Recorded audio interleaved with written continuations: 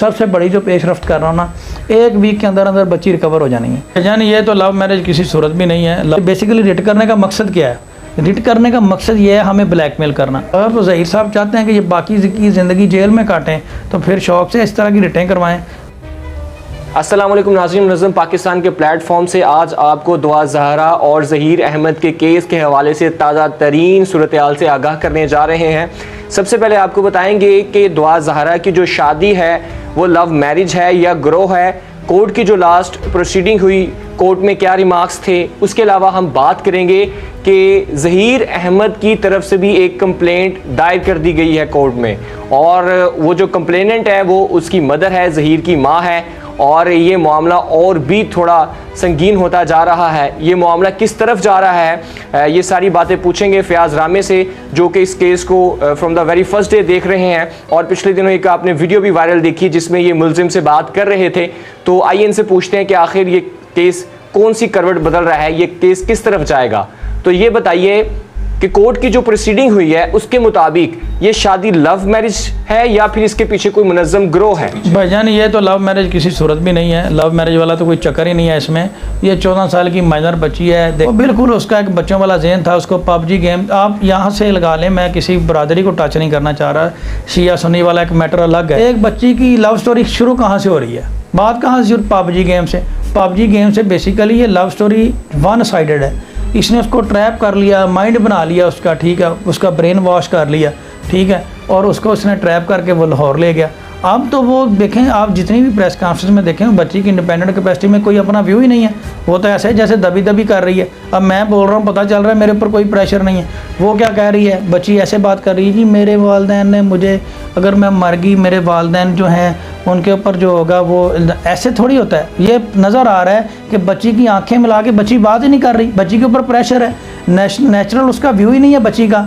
जब तक आप बच्ची को आज़ाद करवा के किसी सेफ कस्टडी में 8-10 दिन रख के उसकी साइकोथेरेपी ना करवाएं, उसको आप प्रॉपर उसको एक थोड़ा ज़हन उसका रिलैक्स ना करवाएं, तब तक आप उसका स्टेटमेंट कैसे रिकॉर्ड कर सकते हैं?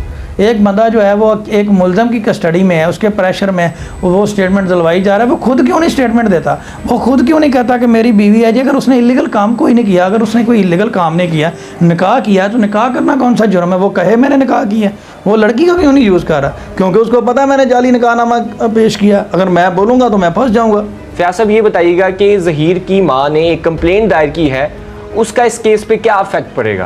भाईजान उसका कोई इफेक्ट नहीं होगा। वो पहली डेट में खारिज होने वाली कंप्लेन है। वो हरासमेंट की एक पटिशन दायर की कि हमें इलीगली हरासा ना किया जाए।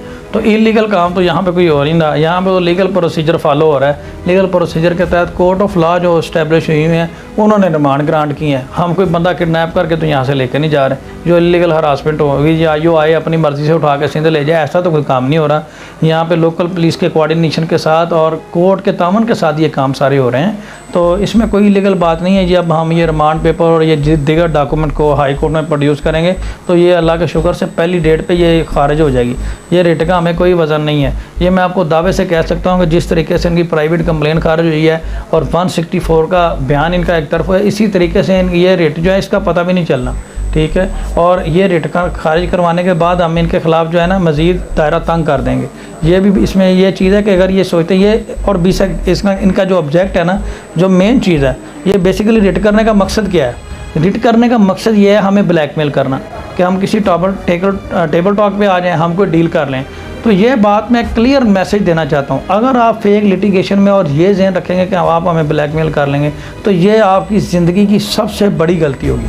क्योंकि लड़की के फादर से रात को मेरी बात हुई है, क्लियरली उनका मैसेज हुआ है। उन्होंने कहा जी रामे साहब मैं आपके साथ हूँ, और लड़की मिले ना मिले मैं इनको एक एग्जाम्पल बनाऊँगा, ठीक है। ये उनके एक अल्फाज हैं। और ये अगर लड़की वापस करके माजरत कर लेते हैं तो इनके लिए कोई नरमी हो सकती है। और सिंध गवर्नमेंट इस मैटर में इन्वॉल्व है, पर्सनली इन्वॉल्व है, इनकी जान नहीं छूटने वाली।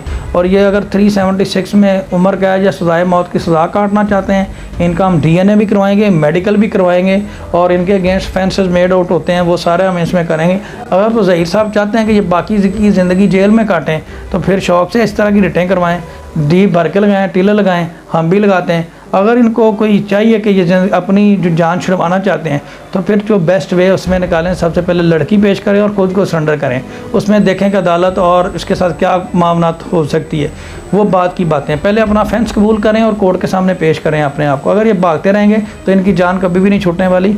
और ये मैं आपको सबसे बड़ी जो पेशरफ्त कर रहा हूँ ना, 1 वीक के अंदर अंदर बच्ची रिकवर हो जानी है। इनके पास कल और परसों का दिन है, ठीक है। और अगर बाद में इनको मेरी ये बात कही हुई याद आएगी, अब आज से कोई 1 वीक पहले इनके जो कुछ लॉयर थे उनको मैंने कहा, मैं नाम पॉइंट आउट नहीं करूँगा, तो मैंने उनको कहा कि सर आप बैठ के हमारे साथ टेबल टॉक कर लें। तो उन्होंने कहा जी मैटर बड़ा ईजी है, 164 की स्टेटमेंट होगी, ठीक है। अब वो मुझसे रब्ता कर रहे हैं कि मैटर सॉल्व करवाएं। 1 हफ़्ता पहले वो मेरी बात सुनने के लिए तैयार नहीं थे, अब वो सॉल्व करवाने के लिए कह रहे हैं। 1 हफ़्ते बाद इनके पास कुछ भी नहीं बचेगा।